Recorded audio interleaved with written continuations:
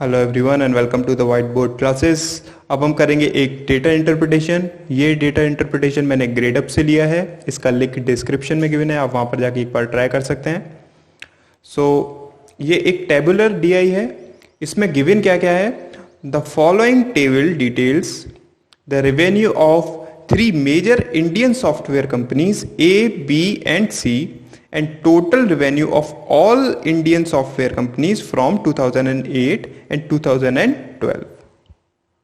So basically यहाँ पर क्या शो करा गया है? यहाँ पर शो करा गया है distribution of the revenue. Means अगर हम बात करें 2008 की, सो 2008 में जो ए कंपनी है उससे जो रेवेन्यू आया वो कितना आया? 587।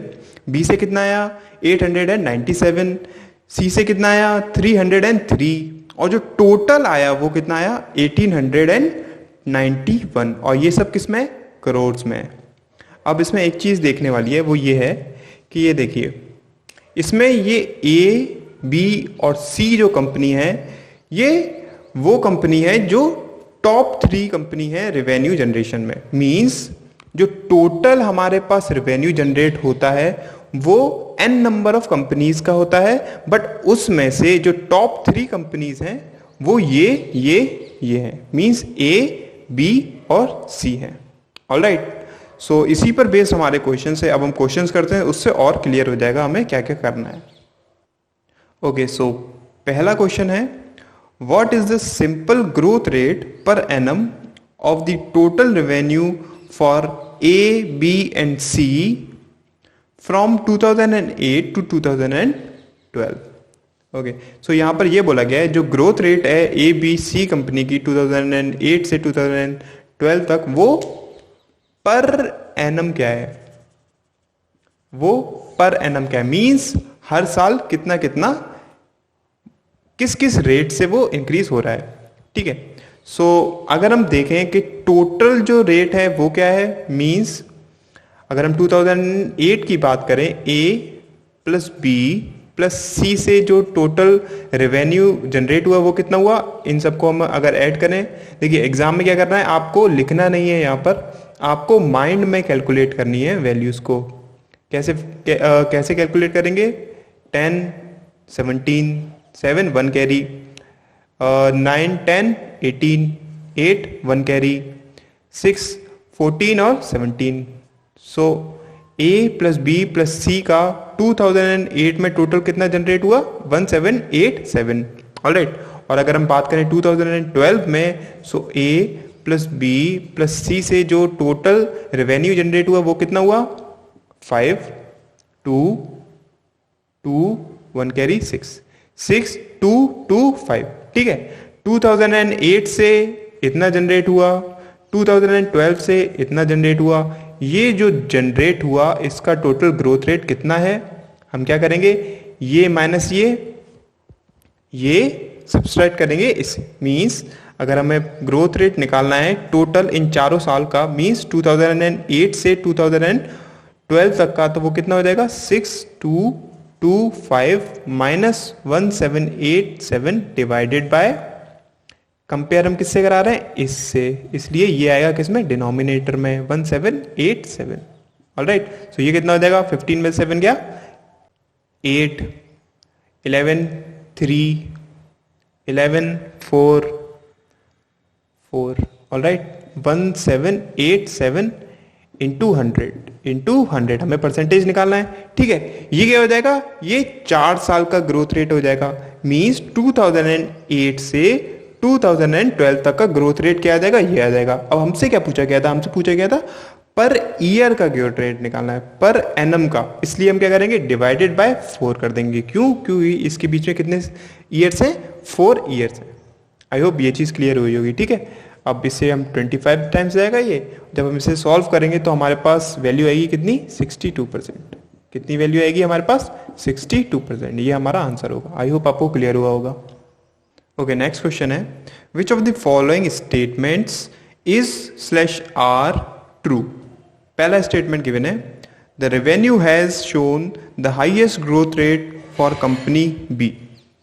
सेकेंड है, if revenue of company C grows at the same rate from 2013 to 2017 as 2008 to 2012, then the output in 2017 will be rupees 2,100 crores.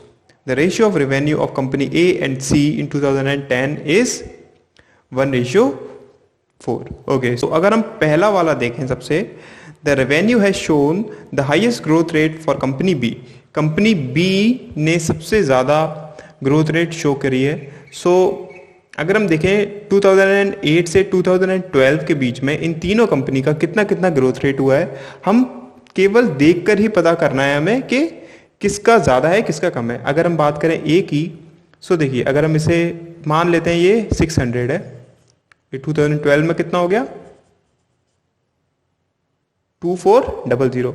Means ये कितने टाइम्स इंक्रीज हुआ, ये इंक्रीज हुआ 3 टाइम्स. 3 टाइम्स इंक्रीज हुआ, इसका मतलब 300%. कितना हो गया ये 300%. ठीक है, अगर हम इसकी बात करें, यहाँ हम मान लेते हैं ये कितना है, ये है 900 और इसको हम ले लेते हैं और 2700. ठीक है, तो इन दोनों के बीच में जो इंक्रीमेंट हुआ वो कितना हुआ, वो हुआ 200% का. वो कितना हुआ 200% का. और अगर हम इसके बीच में देखें तो इसको मानते हैं अगर हम 300, ठीक है, इसको अगर हम माने 900 ही लेके चलते हैं, तब ये भी कितना हुआ, ये भी अराउंड 200 इंक्रीज हुआ. क्या बी कंपनी का सबसे ज्यादा हुआ, जैसा कि क्वेश्चन में हमसे पूछा गया है. हाईएस्ट ग्रोथ रेट है बी कंपनी का, नहीं, इसका सबसे ज्यादा है. और अगर हम इसका देखेंगे तो इसका भी इससे ज्यादा ही होगा, इसका भी इससे ज्यादा ही होगा. इसलिए हम क्या करेंगे, इसको रॉन्ग लगा देंगे. फर्स्ट वाला हमारा गलत है. अब हम देखिए अपना सेकंड वाला ऑप्शन. तो सेकंड वाला ऑप्शन क्या कह रहा है, if revenue of company C grows at the same rate from 2017 to 2013 to 2017 as 2008 to 12, then the output in 2017 will be इतना. ओके, सो अगर हम देखें सी कंपनी का 2008 से 2012 के बीच में, सो इसका हम रेट पता कर सकते हैं. अराउंड 2 पॉइंट समथिंग आएगा, 2.3 समथिंग इसका रेट आएगा. बट हमें ये देखिए, अब इसके बाद 2013 से उसका ये कहना है 2017 तक यही रेट रहा. तो वो ये बोल रहा है कि 2017 में वो 2100 हो जाएगा. क्वेश्चन में उसका ये है, मींस उसका रेट तो ये सेम ही रहा, इसी रेट से वो इंक्रीज होगा, लेकिन क्या उसका जो आउटपुट 2017 में मिलेगा वो ये मिलेगा. हम इसको कैसे बता सकते हैं, जब तक हमें यहाँ पर रेट पता ही नहीं है, यहाँ पर हमें मतलब रेवेन्यू यहाँ पर हमें पता ही नहीं है, तो हम कैसे पता लगा सकते हैं कि जो आउटपुट मिलेगा वो हमें ये मिलेगा. हमें इसके बीच का कोई रिलेशन पता ही नहीं है. 2012 से 2013 के बीच का रिलेशन कुछ पता ही नहीं है. हमें यहाँ का तो रेवेन्यू पता है, लेकिन इसके बाद का रेवेन्यू मींस 2013 का रेवेन्यू हमें पता ही नहीं है. सो हम कैसे पता कर सकते हैं कि 2017 में वो कितना हो जाएगा 2.3 की रेट से. इसलिए ये भी क्या हो जाएगा हमारा रॉन्ग. फर्स्ट हमारा रॉन्ग, सेकंड भी हमारा रॉन्ग. अब जो लास्ट वाला ऑप्शन है वो क्या है, the ratio of revenue of company A and C in 2010 is 1:4.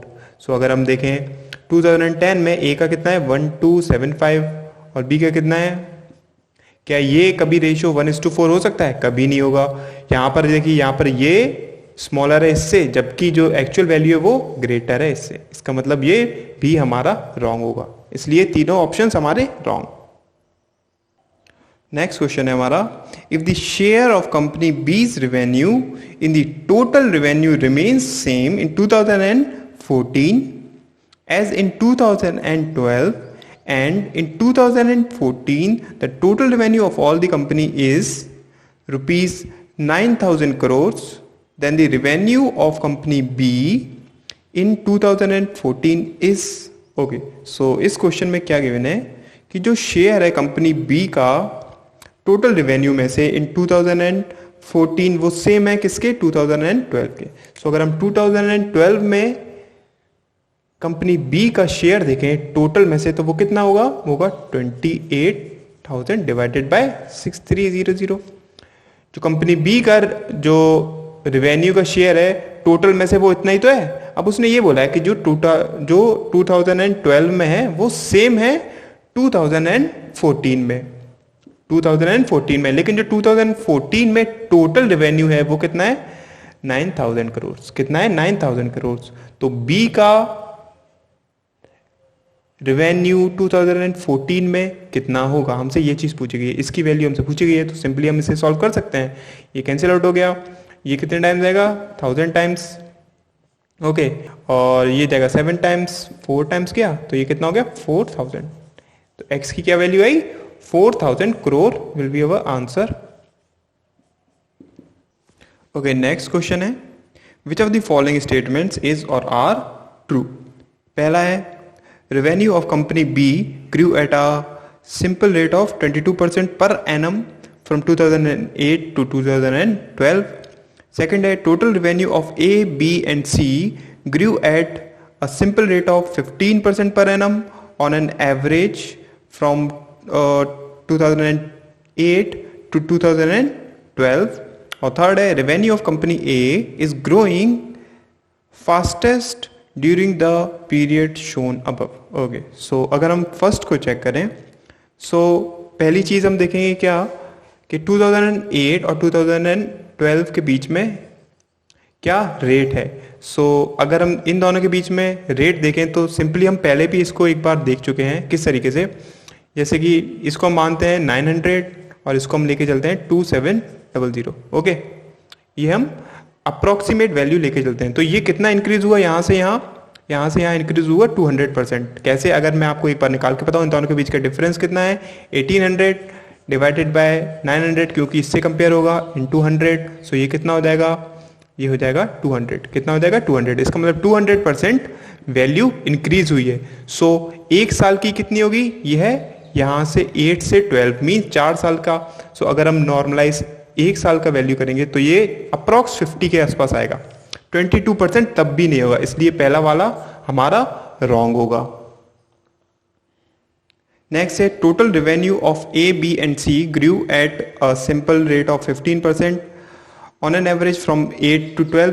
ये हम पहले क्वेश्चन में निकाल चुके हैं। पहले क्वेश्चन में हमने देखा था वो कितना आया था 62 के अराउंड आया था पर एनम का, 62 के अराउंड आया था पर एनम का, इसलिए ये भी 15% नहीं होगा, इसलिए ये भी हमारा फॉल्स है। ऑलराइट, अब हम देखते हैं अपना थर्ड क्या कह रहा है। थर्ड कह रहा है revenue of company A is growing fastest during the period shown above. हमने सेकंड क्वेश्चन में चेक करा था क्या कि इन दोनों के बीच का जो रेट आ रहा था वो अप्रॉक्स 300%, इन दोनों के बीच का रेट 200% और इन दोनों के बीच का रेट 200%, यही तो आ रहा था। तो फास्टेस्ट किसका था, ए का था, ये हम पहले ही पता कर चुके थे, इसलिए थर्ड वाला हमारा राइट है। फर्स्ट और सेकंड हमारा रॉन्ग है और थर्ड ऑप्शन हमारा राइट है। नेक्स्ट क्वेश्चन गिवन है what was the total revenue of software companies other than those mentioned in the table in 2009 in crores. So question में हमसे ये बोला गया है कि जो टोटल रेवेन्यू है कंपनीज का वो कितना है 2009 में उन कंपनीज का जिनका यहाँ पर मेंशन नहीं है। मींस ये क्या था, मैंने जैसे कि आपको बताया था ये टोटल रेवेन्यू है, means n number of companies हैं, उनका टोटल रेवेन्यू है कितना 2660। उनमें से टॉप की 3 कंपनी ए, बी और सी, उनका रेवेन्यू गिवन है ये। सो हमसे यहाँ पर क्वेश्चन में ये पूछा गया है कि उन कंपनी का टोटल रेवेन्यू कितना है जो कि यहाँ पर मेंशन नहीं है। यहाँ पर मेंशन कौन कौन सी नहीं है, इनके अलावा, मींस अगर हम इसमें से इन तीनों को सब्सट्रैक्ट कर दें तो हमारे पास उन कंपनी का रेवेन्यू आ जाएगा जो कि यहाँ पर मेंशन नहीं है। सो अगर हम देखें 2660 ये तो टोटल है, और अगर इन तीनों का देखें तो कितना है 5 4 7 5 और 2। सो जब हम इनको सब्सट्रैक्ट करेंगे तो कितना आएगा 5 और ये कितना आया 5 3 और 5 8 85 करोड़ इज द आंसर। ये क्या है, उन कंपनी का रेवेन्यू है जो कि यहाँ पर मेंशन्ड नहीं है। आई होप आपको डीआई समझ में आई होगी। Thank you so much.